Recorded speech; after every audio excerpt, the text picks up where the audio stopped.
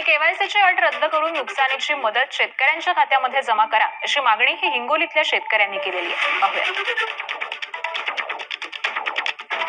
आधी झालेले अतिवृष्टीमध्ये नुकसान इथं भरपाई भेटलीच नाही. आता ही केवायसीच्या नव्या धोरणामुळे ही पैसे वापस चालले.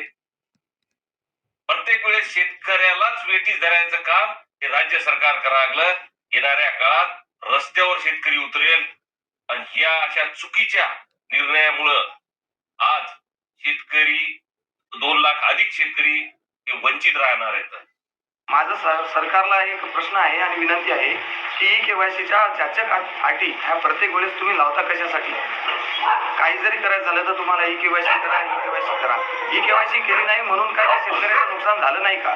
तुम्ही त्यावेळेस तर खूप स्वतःची पाठ ठोकून आणि छाती फुगून मोठमोठाले आकडे सांगितले होते. याच्यापैकी आज 131 कोटी रुपये हे शेतकऱ्याचे परत जात आहेत. याला जबाबदार कोण? शेतकऱ्याचं जर यादीमध्ये नाव आलं असेल तर त्यांची रक्कम त्याला दिली पाहिजे. राज्य सरकार आणि केंद्र सरकार हे शेतकरी विरोधी आहे हे एका अमेरिकन कराराने सिद्ध झालं. म्हणून शेतकऱ्यांच्या तोंडाला पानं पुसण्याचं काम तुम्ही करू नका. शेतकऱ्यांच्या पदरामध्ये निराशा पाडण्याचं काम तुम्ही करू नका. ती रक्कम शेतकऱ्यांच्या खात्यावर तुम्ही कोणत्याही पद्धतीनं वर्ग करा आणि त्या शेतकऱ्यांना ती मदत.